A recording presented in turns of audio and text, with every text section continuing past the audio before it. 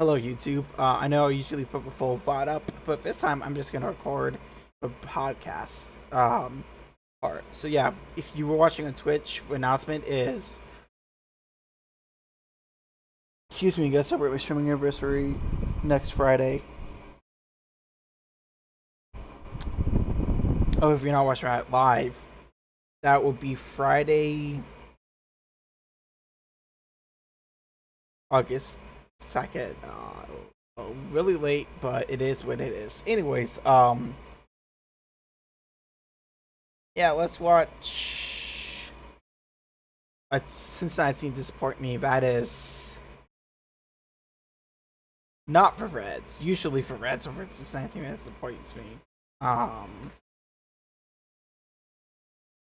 So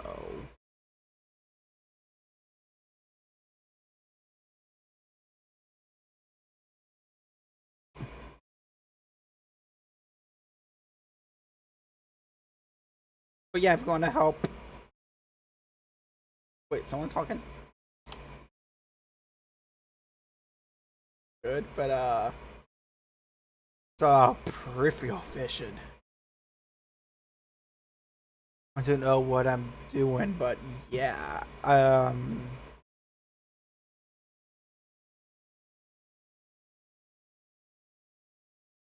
think it's trying to rain. Need some rain. I always somehow scroll past the credit part. So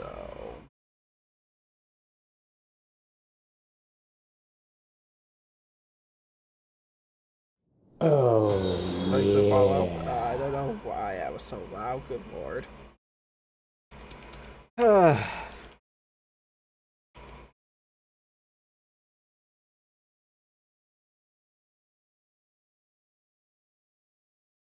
Window capture.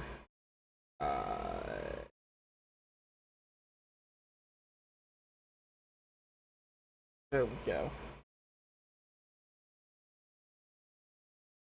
So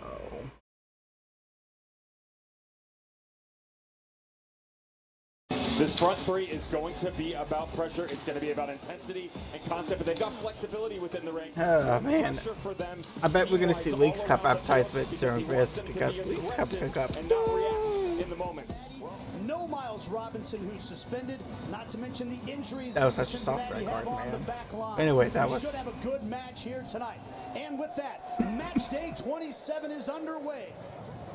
Frankie Klopas has decided to attack this game as well with this three-back system.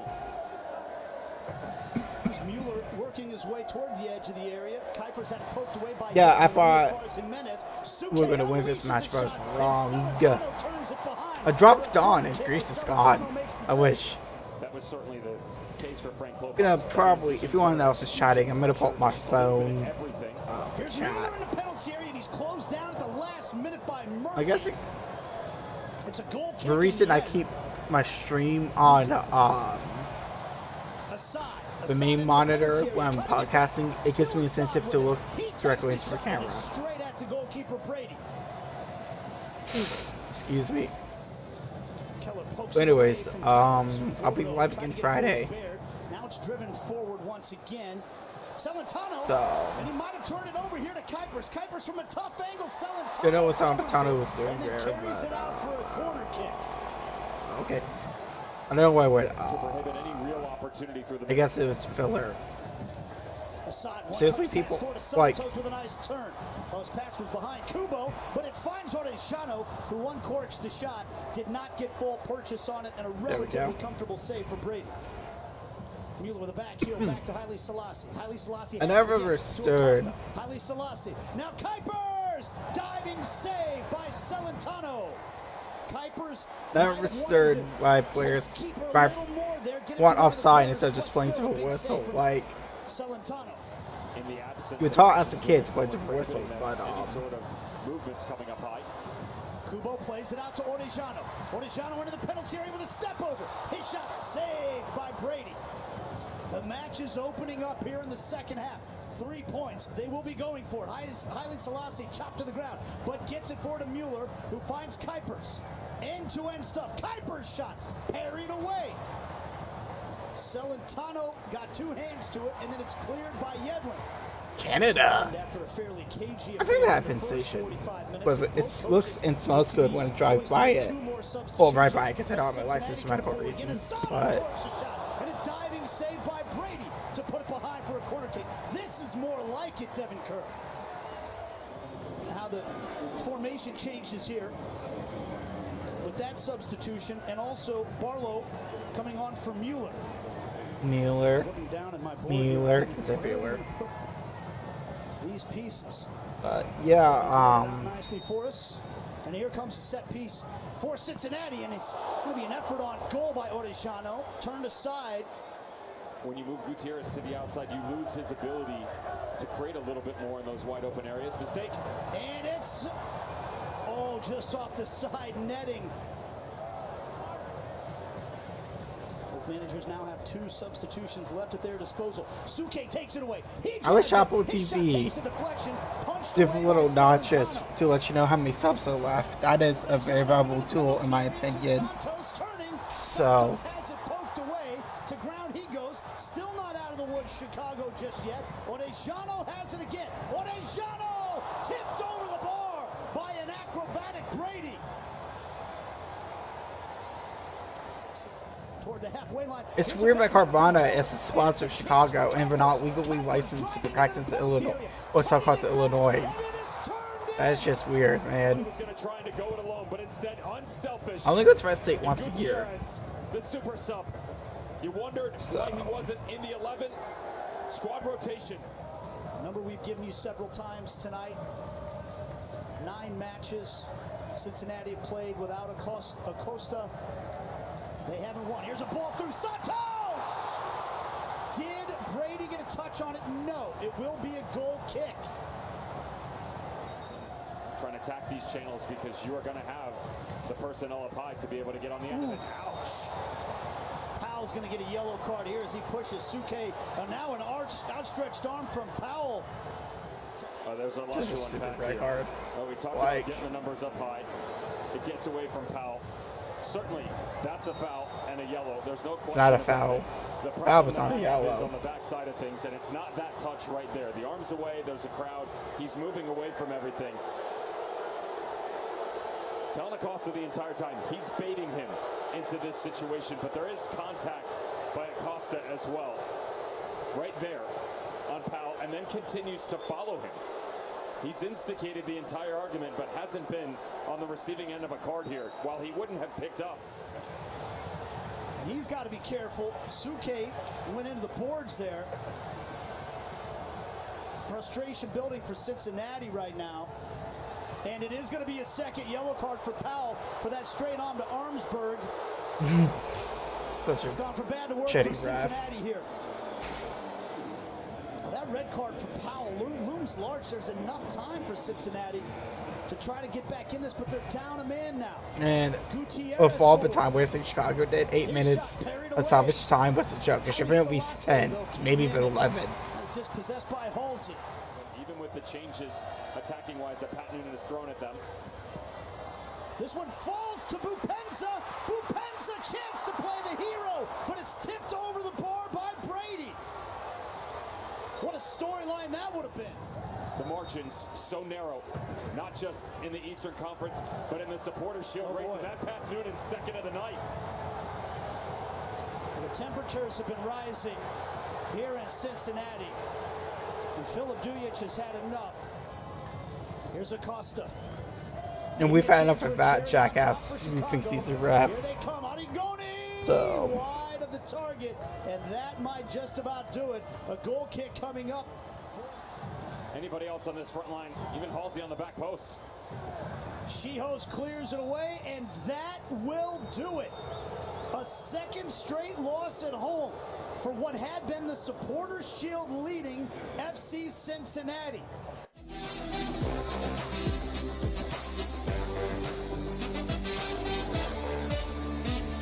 anyways. Why did I go like that?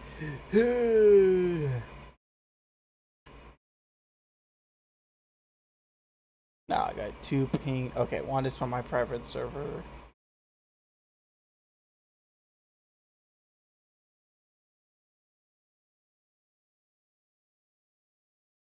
One's from another server I made about a movie. Yeah. Oh, excuse me. He was across the cover. What?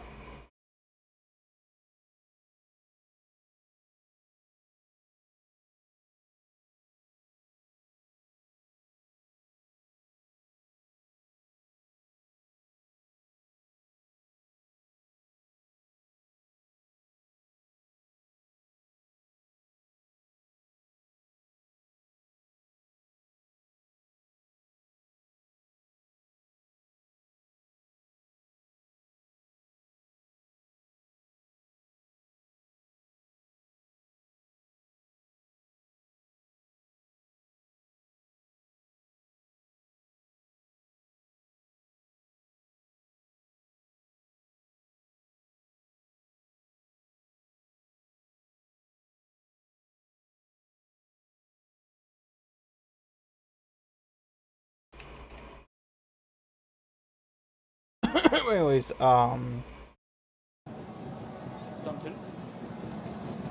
what up with the highlights? Elias Manuel, cleverly done. And here comes Red Bull New York. Elias Manuel and Morgan!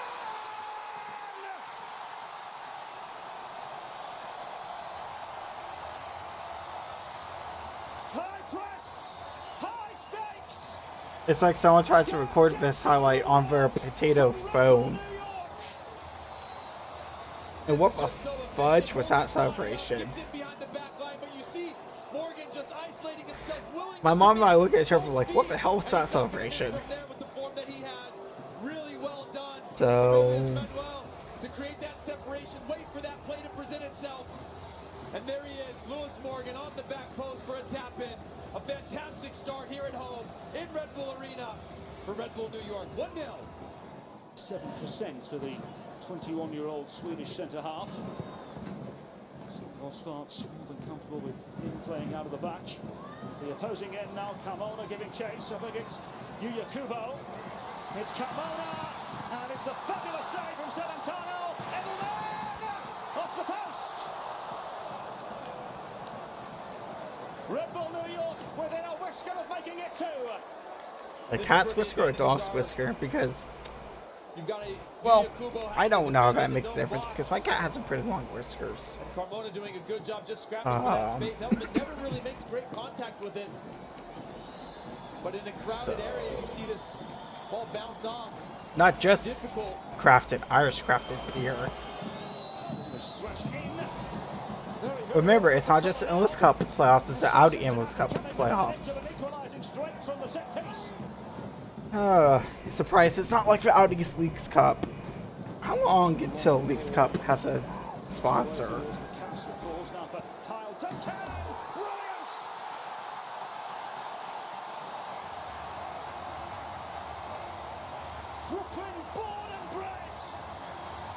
Officiating was god awful this match too, but that's just MLS. So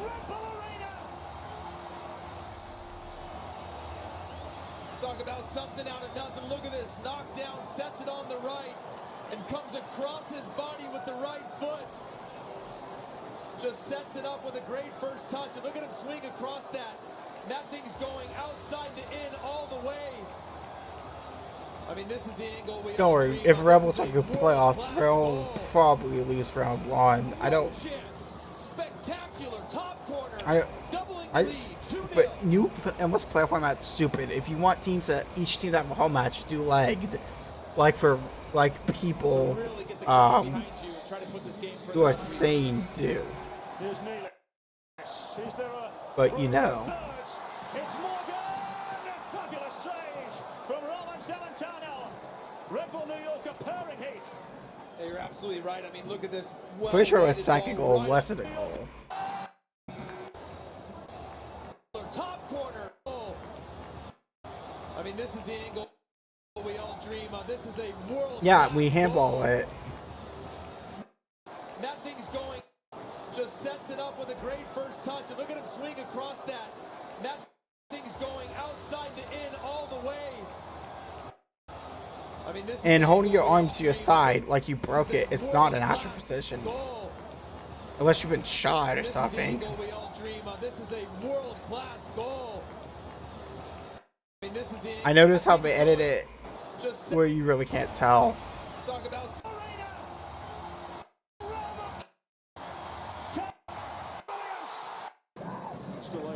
I mean, officiating MLS is just dog shit, man.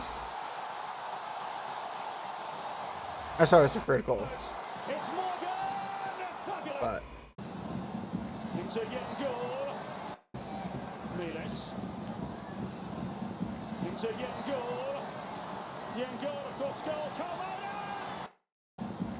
seriously, how the hell is this not a handball?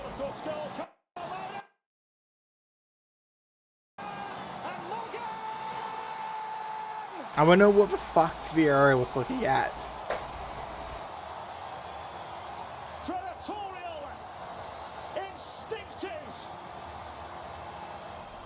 We talked about Doncor. He's the one keeping possession to build into this attack. Nils getting this one in behind the back line.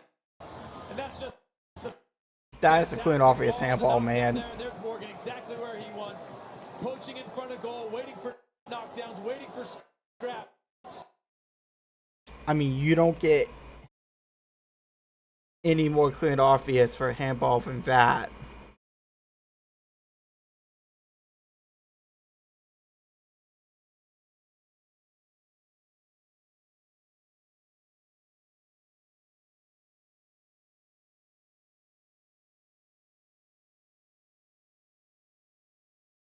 I mean, come on.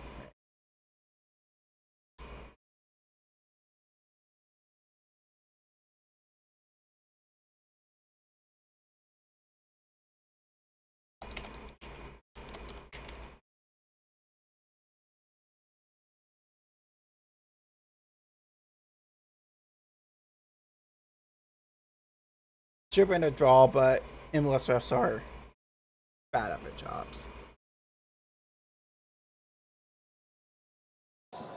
If you set him up there, he's not going to miss. Redirects that one perfectly. The build-up play. Redirects it perfectly. Okay, bud. If redirecting of a handball is perfectly, then yeah, that's a perfect redirection. DeAndre Yedlin. And it's just fantastic. It's efficient. It's perfect in every way. But it's a little discussion right now. And of course, they didn't do anything about it because people totally run like this. No one. I don't run like that. I play special needs soccer. That is not. If they call this offside, it's bullshit. No goal. Celebrations cut short for Cincinnati.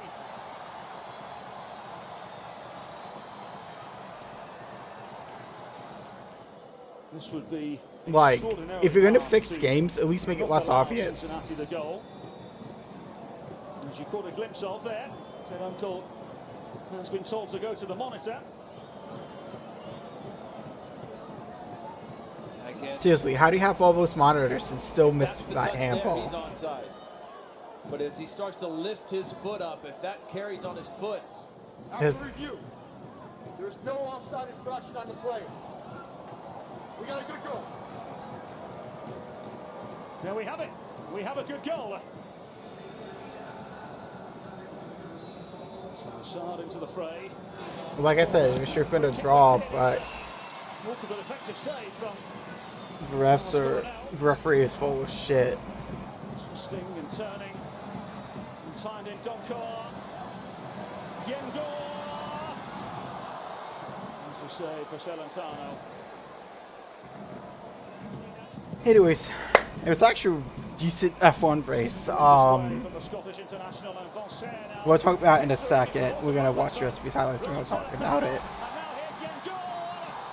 Celentano making amends. Burke. Still Corey Burke twisting and turning. Corey Burke goes alone. So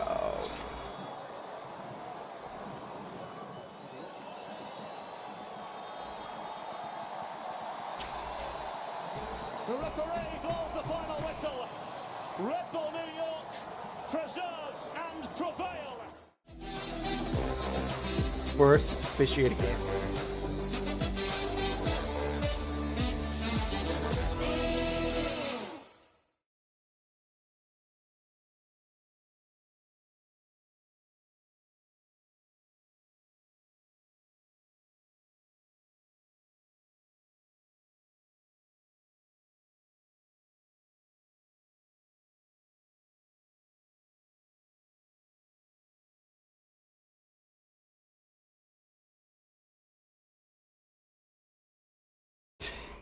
Such a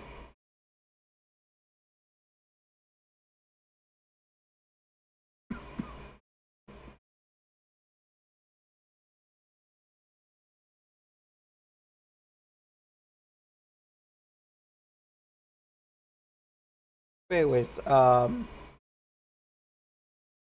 because if FOM gets upsetting spaghetti if you use footage, we're just gonna use tweets talking about the race. Which was a decent race, but I don't understand why Oscar Piastri was told why they used team orders. Like, he was gonna get his first win eventually, but come on, man. Like, Lando is second in the championship.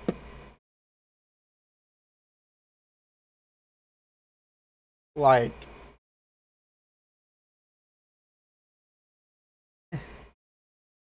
and we're only on race. There's still lots of F1 to go this year. Well, there's 10 races left. Well, I guess 11 because we haven't raced the 14th yet. That is a lot of points. So Lando was very right to be upset that he had to give the win up. He should have just done a Sebastian Vettel.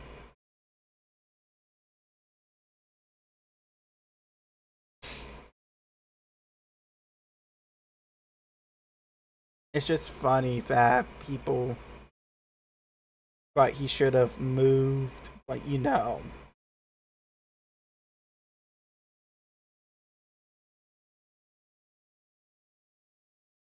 I mean, let's just. Alright, we're gonna do some real quick math. Let's just say for fun, somehow Piastri wins every race, Verstappen does not get any points, which is probably not even gonna happen, but. And let's say he gets past the slap every time.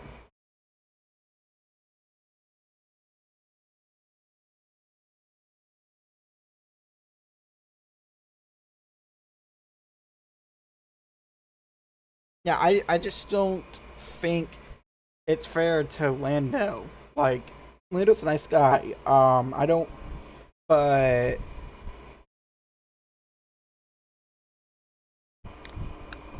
you had a 1-2 for constructors, so. Hey Siri, what's 265 minus 189?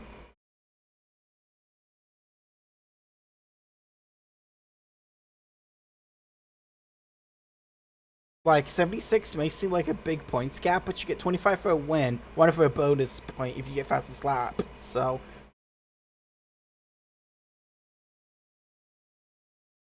I'm pretty sure it is 250 points up for grabs.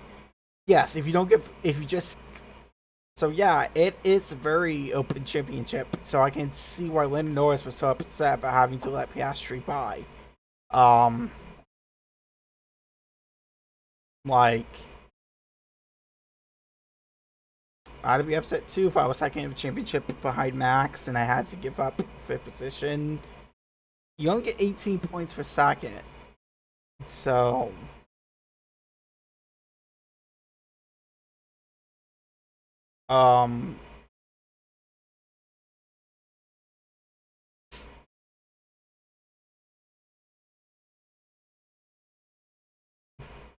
Left for free wide have a start for race. I don't know what I'm yelling. Max.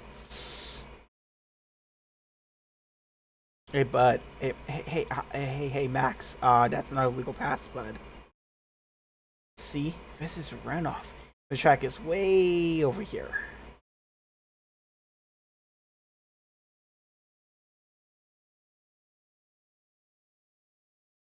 Of course, no one says. What? Max was not forced off. It's for first lap. Bingle's training camp started today, and I will be covering for Bingles this year on my podcast.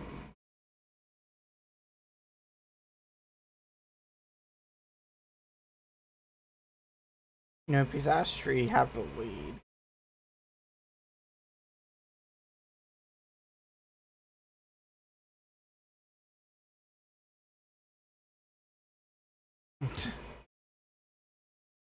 I mean, I'm not gonna lie. That is hilarious. It sounds like irony about Max twisting people off. Yes, Max does twist a lot of people off.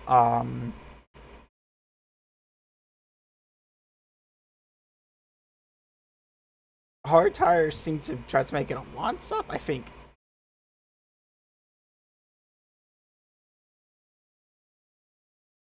So that was a point fight.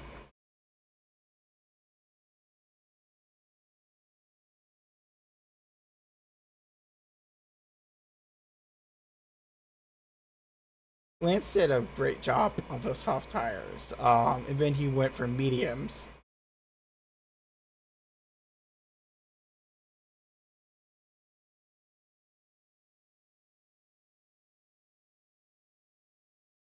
You could tell he was leaving because his nose is way past the marker.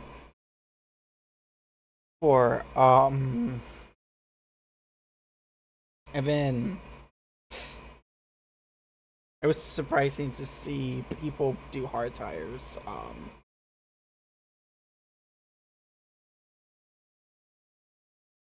I thought Lando was gonna get speeding penalty here. He's fortunate he didn't. So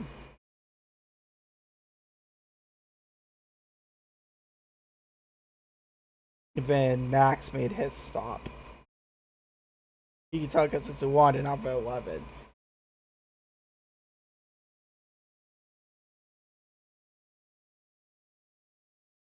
And then, yeah, I just don't know what's going on with Checo. And then Hulkenberg locks up.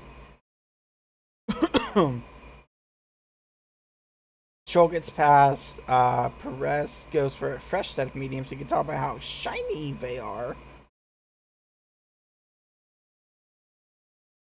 Now, Max and Lewis kept fighting each other. Who has more pit stops? I don't know why they pitted Lando first. They wanted Piastri to win. Alright, so now we'll talk more about this. I don't understand why. Once again, I don't blame Lando for being upset about having to give that spot back.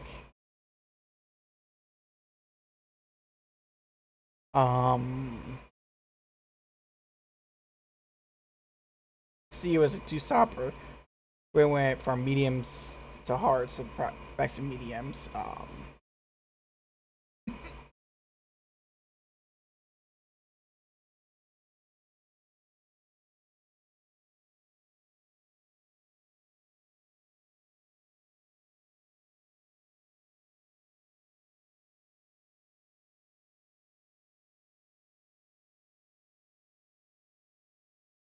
Okay, so there's where the communication breakdown went.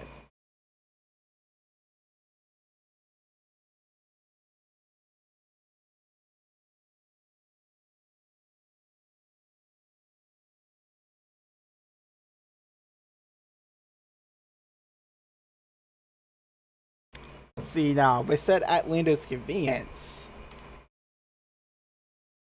So Lando was hard thinking, you know what? It's not very convenient for me to let my teammate by. So So yeah, unfortunately, Team Motors is so hard for F1. I mean, sometimes we understand them, but when your driver is second in the points and you know make up points on Max, who's had a death grip on the championship since 2021, which was a very controversial season. Let's be real here. Lewis should be an 8-time champion, and Max should only be a 2-time champion.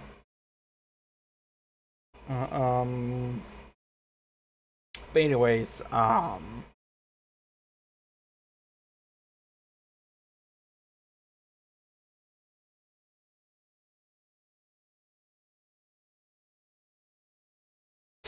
and here's the fun part. I still don't know how Max claims that Lewis moved out of braking. Like, what, did Max just want... hell, you guys probably want to see that. What, was Max supposed to just... Or, excuse me, was Lewis just to go, excuse me, straight into the tire barrier? Like, Max, but there's a turn there. Of course he's gonna turn! Like, look at that lockup, man. Like...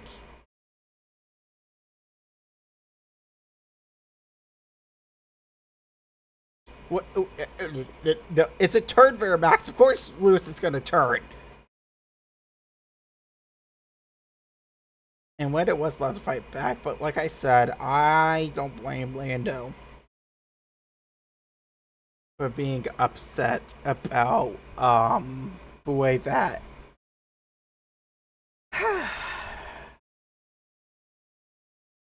situation went down.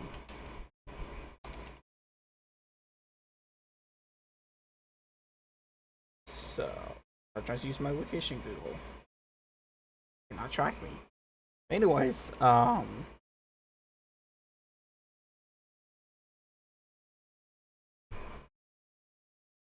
we are now going to go talk about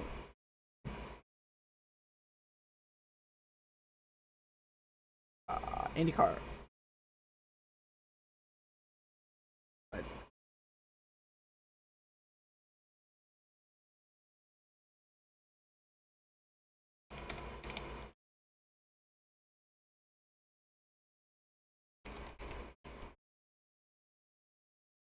No. So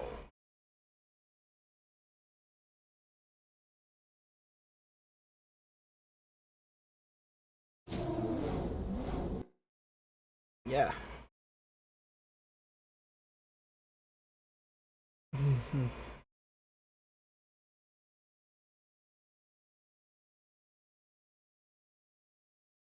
So yeah. I know I keep saying yeah.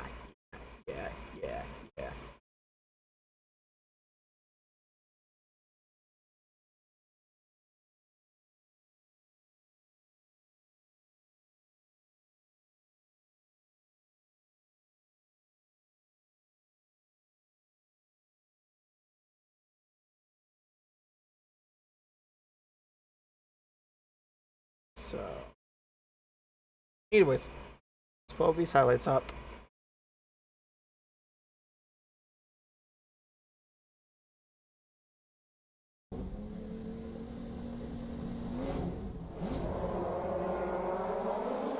Field lined up. Here we go from Toronto. Herta, black and yellow on the inside. How much will his teammate Kirkwood challenge it from the outside? They're side by side for third. 3 or 4 wide behind. Are we going to get someone in the Y? See Christian Rasmussen, Santino Ferrucci. Also big damage to the AJ Foy machine as the rest of the field files through on skate. I mean, that's gonna be obvious caution. There was like way too many cars stopped on the track. Run too wide through turn 3, which you can do. Marcus Armstrong looking super aggressive as the full course caution is out. But that number 11 orange and white car was pushing hard on the start. Get it started. Christian Rasmussen. My right front is completely bent in. I won't be able to get back. And actually, I was guessing Ferrucci had the bigger damage, but maybe it's just the nose cone. It was just for nose cone. That poor Winks saw better days, but Winner Lundgaard trying to go on the outside. He was the one that nearly made it 5 wide. Armstrong, one of the JHR cars, and then you see Marcus Ericsson there get into Rasmussen and just that's Astrally Palmer says he has to be alert on a street circuit. Right, and that's what pushed Ferrucci off of Pato Award into the wall. On board here with Lundgaard. Watch him swerve as he knows Rasmussen's going to get in the wall.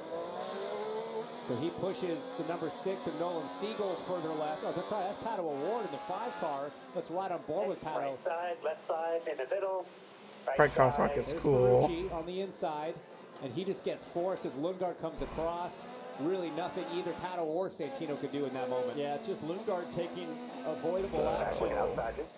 Heavy roads took you to your location. On board here with Siegel. Let's go again from T.O. and a big jump for Herta. Monster jump for Colton Herta. Colton Herta got some great starts. He has to get a good exit right here. Keep it smooth. No big slides as the field single file until Pato Award makes a move on Marcus Ericsson. That was textbook. Well done. Nice late pullout on the brakes there from Award. Gets it done. Can Ericsson maybe fight back down Lakeshore here? But man, Kyle Kirkwood almost sleeping a little bit at that restart. Colton had such a big jump. So we see a few guys looking, a few guys defending. That's one of the JHR cars right up the back of Marcus Armstrong side by side with Power. Sorry. Ah, wow. It's just like, come on, guys. Can we please get him up green flag racing again? Scott Dixon and Canapino went for a ride and a concrete slam. Unfortunate end. So the orange and blue car of Scott Dixon, was there any Yes, there was. So Canapino turned in to the right rear of Scott Dixon and just bounced enough to send him on his way right here. Boom. It shot so quickly. I wonder if kicked the wheel out of his hands potentially. We can watch on board here from Dixon, who nearly got into the back of Armstrong. So, yeah, it's hard to see. Colton Herta is going to get them set up again. Kyle Kirkwood right behind him. Let's see if he pounces a little bit stronger. Plus. Decent official network of IndyCar for Canada. And Armstrong. And around turn 11, green again. And once again, a good start for Herta.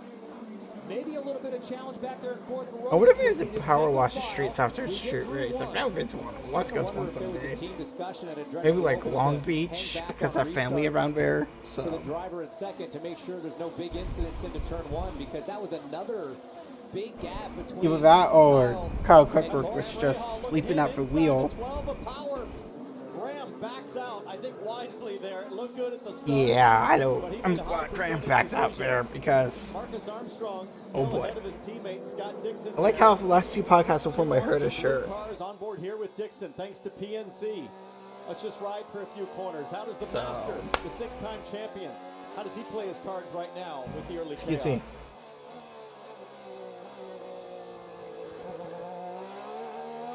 So yeah, like I wish you would make it hard to tell me if any car drivers are. Looks pretty smooth, just saving fuel, trying to take care of your tires. I still don't give real power penalty. I think it's risky, isn't it? I think he got snapped over there and charges up into turn 1. loosey goosey. Full deployment here on the back straight as he tries to keep up and maybe attack Armstrong in front. Like, got a green flag lap in the books to run down to the passing zone in turn 3 at the end of Lakeshore. Feels nice, doesn't it? Having a green flag lap, and here we go. Will Power now on David Malukas down into 3, and then a little bit of contact, I think, between Armstrong into the back of Rahal as he had to check up for those 2 cars in front. So Power going from under attack from Rahal 1 lap to making a move. I miss Wood Racing at Edmonton. And every car that he gets by that Pelot did it's amazing. I enjoyed IndyCar. Or maybe it was even more listening to IndyCar.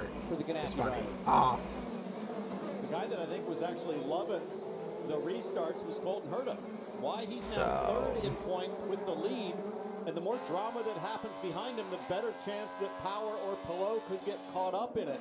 I think he's comfortable leading on a restart. He doesn't feel like he's under any particular threat from his teammates. So Colton Herta firmly in control of the race right now, and maybe a little bit of championship outcome. The real struggle here is he might be able to keep Grosjean behind him, Scott McLaughlin, but the gap now to the leader, almost 9 seconds. Not sure I understand why they're staying out, other than the fact that because they started on scuffed greens, they'll have to run sticker greens too. So they you have to run the alternate tires, which on street courses is green, because for a different kind of rubber. So too soon to say. They certainly know how to get to victory lane, but right now it looks like a struggle bus as Grosjean under pressure. Will Power to the outside. You can do it there. You can roll. Opened his hands up big time. Opened his hands and flared his elbows. That I don't know what Grosjean was doing there, but you know. And Power's going to take note of that. He is going to absolutely repay the favor if he gets a chance to get on Grosjean was just being a doofus there. Around this racetrack. Kevin, there's a Taruba temper that's only skin deep there, and Grosjean might have scratched a little too much. Do you remember at Road America during a practice last year when Will Power told me somebody needs to punch Grosjean in the nose? You may be thinking that again right now. Colton Herta is certainly comfortable. He has been fastest in every session this weekend. Won the pole, fastest in the warm-up. If he were to win the race today, he would become the first that we can find ever in IndyCar that has led every single session and won the race. That's the kind of domination that Colton Herta has had as we watch his game bridge on board. About 10 laps from his pit. Do you think that's to do with that shit in Canada? This weekend, how does he do it? All right. Looking at him, what seems a fact. They passed by Toronto Stadium on this track. On this track, not on this track. Right there, so.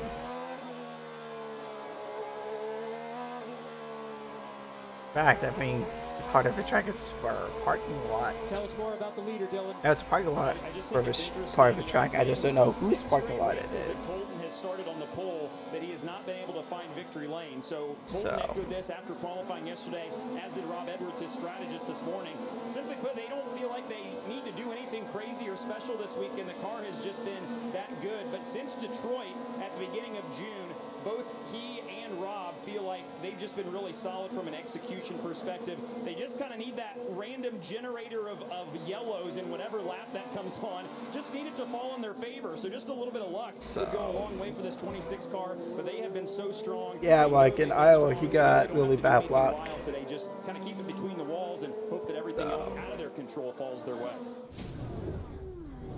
Well, you've got to get to about lap 50-49. So that's 18 laps from now. So if Malukas can hang on until then, he should be good. Palou trying hard to get around Malukas. Malukas on those cold tires just out of the pits. You really don't want to get trapped behind another car side by side through 3. Big risk here for the really good racing, man. Alex Palou has seen enough behind the wheel and enough through the years here at Toronto to know the rim shot in turn 3 can really great race, man. Own the position like Dixon did earlier. So Palou wisely backing out. IndyCar's just awesome. Of that dodgy situation. And every lap that goes by, you're getting closer to that pit stop for the leaders as Rahal comes in. He's going to get, a steering wheel change while he's at it. He's going to change tires. He's going to change 5 wheels. Let's see how much time it costs him. Wow, that 2 was seconds? impressive. About 2 seconds extra on a steering wheel change. They were waiting for fuel too. I mean, 7.7 is not an atypical length for a stop on a full fill. That was super impressive. You'd be tugging on that thing right now just to make sure it's tight as you fire down into turn 1 under green. Graham Ray, I've never seen a steering wheel change in under 15 seconds. That's impressive. I wonder what the issue. Oh. See Grosjean come back in the blend. And come out right behind Will Power there. But under attack. Pato O'Ward. Beautiful pass, man. Pato O'Ward thinking about it and decisively making his move on Romain Grosjean at the last second. He was not happy. Friday we're going to be editing some videos. Started 14th. He was held up. And then probably something else. By Alex Palou as Romain Grosjean almost gets in the back of Pato O'Ward in the brake zone. And Palou was penalized for interference in qualifying. That's why he started so far back in 18. It was a clear obvious penalty, was the one that was penalized, but he did not advance either. Dylan. There's Felix Rosenquist, has been strong all weekend, is running in the 3rd spot. They'll take the primaries off. Sticker set of alternate tires on for Rosenquist. So where does Felix Rosenquist blend out as Newgarden's going to round the corner? Rosenquist on cold tires. Newgarden's going to break deep and try to make it happen on the back straight. This is how they were running before the pit stop cycle began. Rosenquist in 3rd, Newgarden in 4th. But Newgarden's got to run here. Rosenquist going to defend to the inside, going to make Joseph go the long way around, but can Joseph do the dummy? He does. That is textbook Newgarden. Get away from cartoon characters for IndyCar once they switch to Fox. Thank God IMS Productions handles for cameras. Why am I not surprised that Scott Dixon is the last guy to come to pit lane? So impressive. So, yeah, I don't know if you've heard this about him. He might have a future in this fuel-saving business. Here's what's fun. All the last few years, the accusations of trickery with Scott Dixon and fuel savings. Now in the hybrid era, there's a unified fuel flow sensor, and he's still doing it. Look, and that's another lap he's at it. He skipped pit lane again. So pitting on lap 35 for the other leaders, it's going to be at least 37. And he's on the push to pass aggressively. Why? He's got a clean track. In lap, he's going to go as fast as he can and see who he can overcut in this sequence. He's doing quick laps. The last one was 1:01.3. This one is in 1:01.5. oh yeah, it's easy to do quick laps really low on fuel. So Dixon, who started back in 15th, will get an idea of what his charge is like. It's usually what happens. Is he made up by going longer? It's very qualifying of have low fuel loads because just flight of cars as fast as it goes. Lost on a stop. So right now he's 15 seconds ahead of Colton Herta, but that 25-27 seconds would blend him out right around Roman Grosjean and his teammate Marcus Armstrong. Let's see if he pits here. He will. This will be great to see what kind of progress he can make up through the field, Dill. And nobody has scored more points on street courses this year than Scott Dixon in this 9-car, 2 wins and a 7th at the season opener at St. Pete. They will go to the sticker alternate tires here, try and make this as short a stint as possible. You see the Shell fuel going in as well. And we'll see where Dixon blends in here once everybody else cycles through. Maybe keeping an eye on Grosjean, Armstrong in that situation to see where he comes out on the main straight. There goes McLaughlin. Oh, he's going to move up significantly. He's in front of Will Power. Really did a great job there with the overcut. Can he hold off Will Power? These two guys have history, James. This could get a little crazy. They've done it before. Let's see what happens. The blue lights on the side of Will's dash tells you he's on the overtake for sure. Push to pass. He's not going to have the same grip under braking, but he's got a good amount of gap. Nothing Power can do from that far back. Now Dixon will get tire temp because Power really can't make a move through this section. And Dixon will put his head down and go after Scotty Mack. Like, such a good race, man. There's Teo Pourchaire filling in for Alexander Rossi this weekend on very short notice, trying to get around Toby Sowery there, and Pourchaire has a close call. See what it looked like from the onboard. Right, runs out of gear a little bit later on the brakes, ahead at turn in, but well, Sowery walks up. I think Pourchaire maybe did as well. There's a bit of room between the two, but oh boy, Toby Sowery wide in 6, all crossed up, massive oversteer, and what does Pourchaire do with that opportunity? He slides right by. That was a huge save. We've seen a couple times. If you could just get a little bit offline, it's so dirty. That's what caught out Alex Rossi, recovering from the broken thumb as a result of that. We wish him a speedy recovery. But that was a great save from Sowery as you ride on board with Mission Foods on board with Teo. Alex Palou, championship leader. Marcus Armstrong on the blacks. Palou and Ericsson on the greens. Armstrong started on the green tire. Palou using this middle stint to run the greens. There we go. Ericsson's got a nice run. Below having to defend a little bit. Big lunge for Marcus down the inside. Green tires on green tires makes it stick. It's like everybody knows that Pillow can't take huge chances as the championship leader, and they're ganging up a bit in those heavy brake zones, firing it up the inside, and Pillow continues to leave room, not defending very aggressively. Big red arrow break. Siegel was actually the third fastest car on the racetrack, Charlie, as Joseph Newgarden comes to pit lane. He has to come around the outside front of the 21 car. Rena's PK behind him. Brand new. Slightly scuffed. Oh, front on the left rear. The left rear is loose. He's trying to launch. They're trying to get him to stop. They missed getting that left rear tight. They haven't got the car back up in the area yet. Big problems for the two cars. They dropped the car before getting that left rear nut on, and he's away. Oh, that is brutal for Newgarden. They were on for about a 4.5 second stop, which would have been huge. 20-second stop.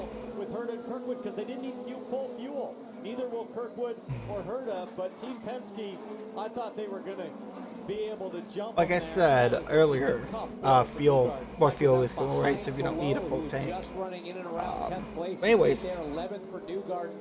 Still some stops to happen, certainly, as now. If you want to donate as a Mission Point tip, you can help me get my camera fast and stuff like that. But in pit lane, his teammate right behind. Yeah, pit road busy all the way here at the front of pit road. This is what it's going to come down to between these two Andretti teammates. Kyle Kirkwood said, "We're just as good as Colton. We just got to maybe be a little bit better on pit road. That'll be the difference maker." They'll go to the primary tires for Kirkwood. Same story as well for Herta. Smooth stop for him. Who wins the race off pit road between these two? It looks like Colton's going to get it. that was Colton because he had a great sack. Got the wheel nut on. Those were razor thin margins. We saw it go bad for Newgarden, but boy, the Gamebridge crew getting it done. But it was like absolutely tight margins between the car coming down to. I don't think Kirkwood was going to catch Herta at all. So a little further back, Ray Hall also needs to stop again, and now he is in not at all. At the moment. So this is nice, the kind of splitting strategies at Andretti Global, leaving Ericsson out a little bit longer, trying to see how far he can stretch those as Power looks to try to get a move on Rosenquist, who's half defending against Power, half looking at McLaughlin. McLaughlin still again on those alternates. Oh, into 5, big lunge. I mean, nicely done from Will Power with authority. He was just getting loose. It's just moving by Will. Scott Dixon's in pit lane. Dylan. Let's see what kind of magic the 9 team can work. Did an overcut of the leaders once again here. Final stop of the day for Scott Dixon. Primary tires going on, and the launch is smooth. They've had a little trouble with that today, but that one was smooth for Dixon. Not as quick as they would have hoped at 6.9 seconds. Nice. They didn't need full fuel as Dixon comes out ahead of McLaughlin. So this is a net third on track. Oh, we have a car in the wall. Linus Lundqvist, he's backed all the way up. Oh, it's one of the streamers I watch calls it one of his text tips, which is funny. A summer of movies on Pluto TV. Who, by the way, is trying to understand the hybrid. He's never done anything right with this. That's Portier being told, front left puncture. You can see it right in front of the leaders. He got rolling, managing to stay green. Dixon and Scott McLaughlin are come racing up behind. And to the pit lane. Just a little bargy. Shoulders more of the blame, but guys, we got to race up front. Kirkwood's coming. Headed down into the passing zone. Kirkwood not close enough this time. This one is not over yet. Also, Dixon and McLaughlin pretty close down the back straightaway. On board here with AutoNet, Kyle Kirkwood. Rosenquist, turn 3 run. Rosenquist just oh no! I don't know where. And you have to think that Ericsson. I think Ericsson wants to join his friend. So it's gone away here in the last 5 minutes for 3 in the top 10. Rosenquist and Newgarden have been fighting for 30. I'm surprised we haven't done a Sirius XM IndyCar radio XM car. It's all season for Sirius XM car has been radio stations. So. Oh, big dive from Rosenquist. I think he got into the back of the 28. Maybe some contact there. Did Ericsson throw a little bit of a shoulder fade there, right in the brake zone? Gonna have to take another look at it. That looked to be a little dicey. On board here. Don't know what Marcus was doing there. Don't know if Marcus knew what Marcus was doing I there. don't like that. Right when you get to the brakes, There's been some horrible accidents here at Toronto in situations like that. And brakes. Max, if you want to see moving under braking, that's moving under braking, man. Watch Ericsson's car. Oh, I don't like that. I don't like that. That was a brake check. You do not brake check anyone at racing. Like that is. And I don't like that move. I think that's worthy of a stupid to brake check someone like that. However, you look at push to pass remaining, and Scotty D had to use up like about 3/4. Why would you brake check someone? Second allocation. Meanwhile, Herta and Kirkwood comfortably juiced up as the yellow's going to come out here for Kiffin Simpson. Who was just saying that a yellow could make this game on? But Red X means pit is closed. I don't have that control. Let's take a look. Just getting it a little bit hot. Eerily similar to the Rossi crash. Like identical. That's just a trouble spot. All race, turn 8. Kirkwood has a little bit of a cushion too. It's McLaughlin that is going to think about Dixon for third. Minus for crash we're about to see. It was a good race. Jam up onto the back of Herta a little closer. I'm not. It's been every start and restart so far. There was a discussion at that team. I almost guarantee you that if you excuse me, and unsurprisingly for crash. Let's see what happens at the brake zone here. Kirkwood pretty close. Anybody further back going? You're about to see Brett out for red flag. Bit of a reactive move there from Will Power, trying to keep Pato O'Ward behind. Could certainly argue that he was trying to fake out Alex Palou. The rest of the field seemingly getting through okay. Some side-by-side action behind. So Lugard thinking about Marcus Ericsson. Ericsson had tried to get Marcus Armstrong, but lost a little bit of ground.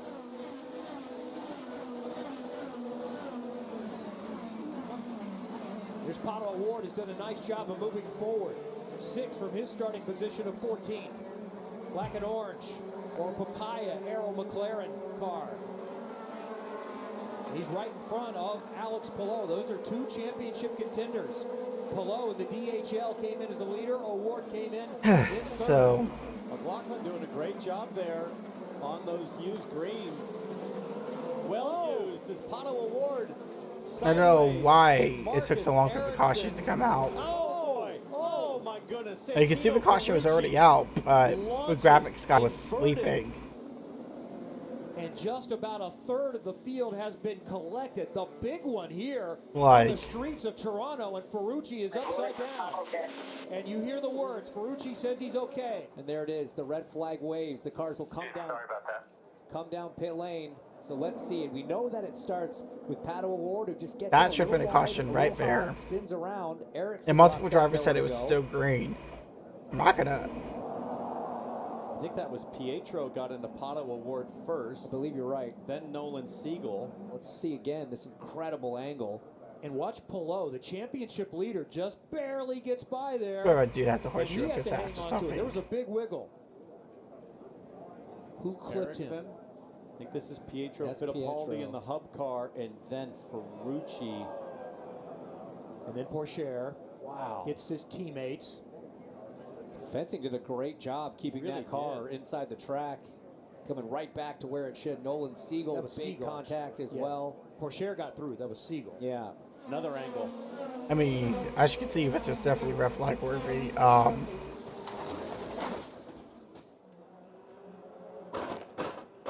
Oh my goodness, that is such a terrible feeling. And then 10 to go in Toronto. I forgot to time it because I like to time how long those red flags are. I forgot to do fencing repair too. Obviously, besides cleaning up off debris. Excuse me. So. All over the back of the PNC Bank machine of Scott Dixon out of 2. Will Power's right there as well, so that battle for third looking feisty. Here they come to the brake zone. How aggressive does McLaughlin go? Blue car peaking. Power right behind him thinking about it. Palou championship leader back there as Newgarden tries to force his way through side by side. Newgarden just drives like a jackwagon all the time. David Malukas and McLaughlin's in the wall. And contact with Ritas VK, it looked like, in another car. And this could be another full course caution. And it was. It's just a racing incident, man. Was that his teammate or was that? That was Will Power up the inside. Yes, it was. On board here. Let's watch this. We've seen Power make this move before today. Just completely locked the rear tires. Had to correct out of it. So you got Newgarden with the puncture. McLaughlin's out. Power might get a drive-through. Very likely. That's stupid. Love how that's a penalty. All right, let's go again. Such a stupid penalty, man. Back up to speed. Colton Herta around turn number 11. Time to go again from Toronto. Herta. It was just to do brake check and cause a major accordion effect. Just a racing incident, man. Looking a little defensive there as David Malukas might have a run on the backstretch, and we understand that race control has reviewed the incident with Power and McLaughlin, and the number 12 driver, Will Power, will have to do a drive-through. And he will fall all the way down to 12, which, as you say, is going to promote below and just open up that championship gap. Armstrong on the outside of David Malukas, who's boxed in. I think it's a NASCAR race because I was shopping my ground buffer. Gotta watch out for another cut tire there. Grosjean going defensive against Newgarden into 5. Very defensive. So a disastrous lap for Team Penske. They had all 3 cars in position to finish at least in the top 7. Now they might have one finish in the top 10. Drive-through coming for the number 12 of Will Power, who ducks in. So Alex Palou is up to 4th now. And once they cycle through, we'll take a look at the points as they run. The difference is going to be phenomenal. It was 33 points with Will running in 4th position. With him now down in 12, it's opened up to 49 points. Massive swing in favor of Alex Palou, who's just having another great damage control day. But as they run right now, Colton Herta moving up 2 spots in the championship. He'd be 4th if he can bring home the win today. And Kirkwood is staying pretty tight. I gotta look at a raid. I haven't raided her in a while. Stay perfect to finish this one off. No mistakes allowed. White flag for Colton Herta. Under 2 miles to go. Curious for Herta. So don't give up penalty for Power, but you know. Last great passing opportunity is here. Kirkwood not close enough to challenge. Is anyone else a little further back? Not up front. VK and Grosjean might mix it up back there for 8th. Yeah, VK got around Roman Grosjean, I believe, down in turn 1. But Colton Herta doing everything right all 3 days of the weekend. Michael Andretti won here 7 times, more than anyone else. Has won once as a car. I like celebrate this win without seeing a horrifying crash. I've ended race as act because it was a horrifying crash of this race. Today in Toronto and this weekend, they put it all together. Colton Herta. Advanced Auto Parts checkered flags. Every session One for checkers. the first time in IndyCar history, and Herta has won for the first time in over 2 years. It's a 1-2 for Andretti Global in Toronto. Been waiting a long time to do those victory donuts. We know it's going to lead to some victory tacos later in the night, but no-hander too. Steering with his knee, California style. These are proper. Yeah, he wants to make sure there's no tire left on that rim when he gets back to pit lane. And there it is. And Kyle Kirkwood, one of the first there to greet him. It's a 1-2 for Andretti Global. And the 20-year-old Californian Colton Herta is back in victory circle. Olympic break was just stupid. When you have the weekend like you had leading into today, the expectations were pretty high. Was there a result other than this one that was going to be acceptable? I mean, yeah, but we've been knocking on the door of a win for so long. You know, 41 starts without a win's a long time, and it's been disappointing for us. I think we're a team. Michael's an owner that demands perfection and demands results. We're people that work for that team that demand that. So, man, I'm so happy. This Cambridge Honda was so fast. Finally get a win in such a long time. It feels so good, and I can't wait.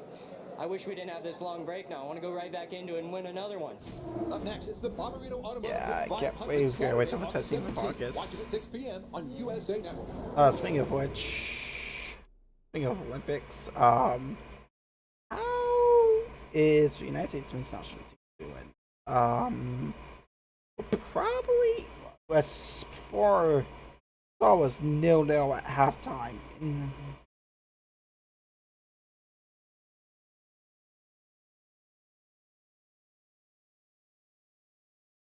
Hopefully, it was either a win or a draw. I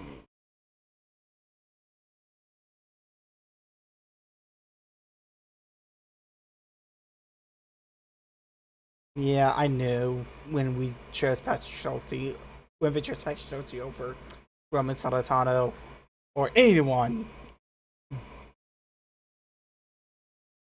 Oh no. Please don't.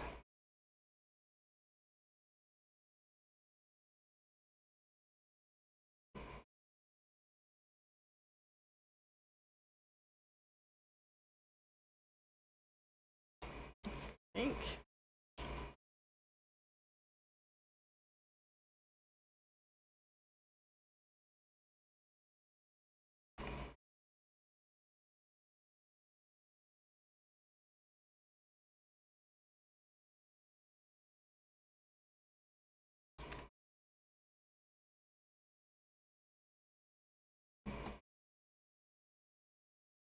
Here's for New York Times.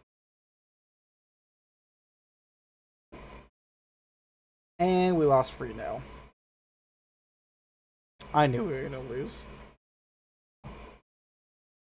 But anyways, let's go to the predictions portion where I try to predict the future.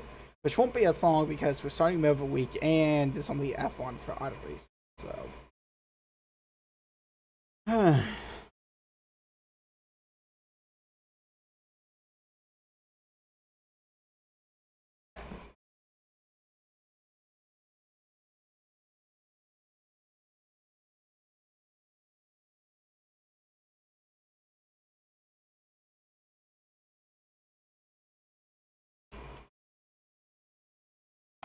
I think for the first match, we should talk about, because I don't think the LC likes it when you put the footage in a video, even though you just do commentary, which falls on our fair use, yada yada yada.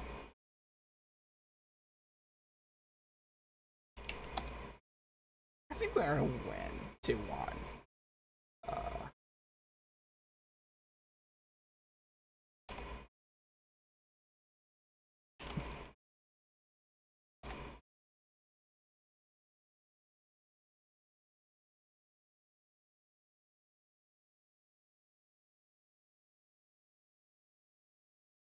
Our next match will be Sunday at 3 p.m. versus Germany. So first of all, let's do F1 predictions. Somehow, I've done the Kyro Curse on Max a few times this year.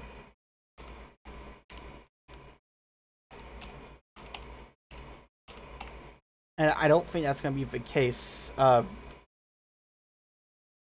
Excuse me, this week. I think it's going to be another Super Max win.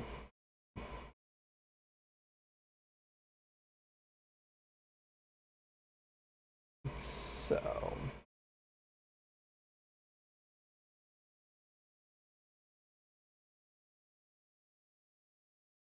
But I think Lando's going to come in second. They got a fast car. I have no idea how to spell his name, so let's go Google it. And Oscar Piastri is going to come in third. I think Checo's form could cost Red Bull the Constructors' Championship. So.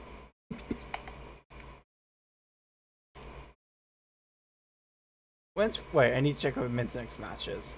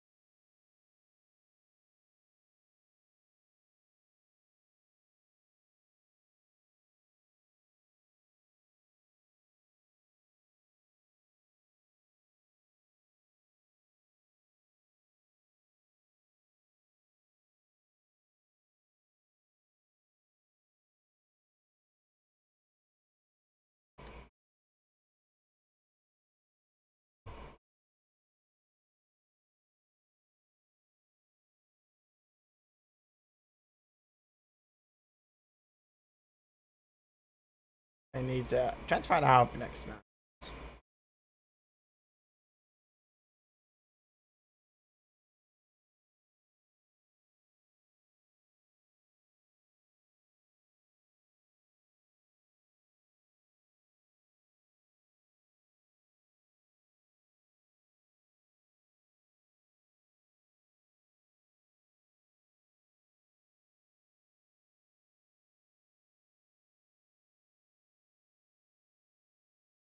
Soft launch.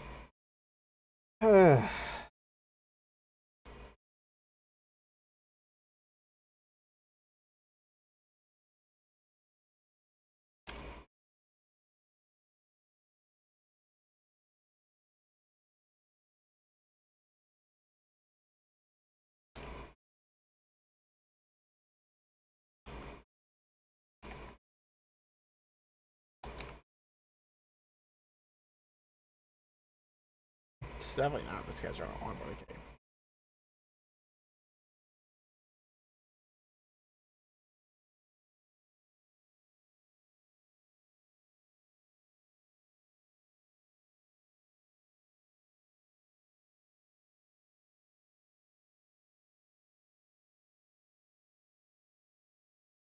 Sorry about kind of the time, but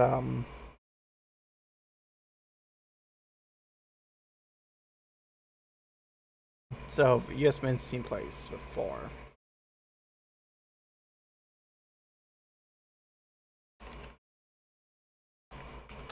We're gonna lose 2-0.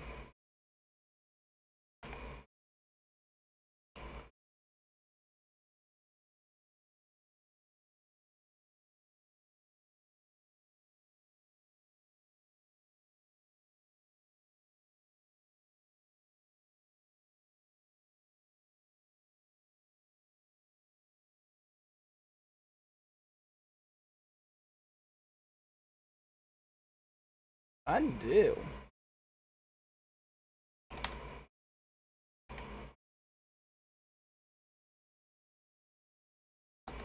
Yeah, but that will do it for today. So if you're watching this on YouTube, alright. So I'd like to thank you guys for watching. God bless. I still believe that Jesus is Lord, and I will see you Friday. Oh no, my first time usually read is live. For some video editing and something to be determined. If you're watching this on YouTube, we're ending in 3, 2, 1.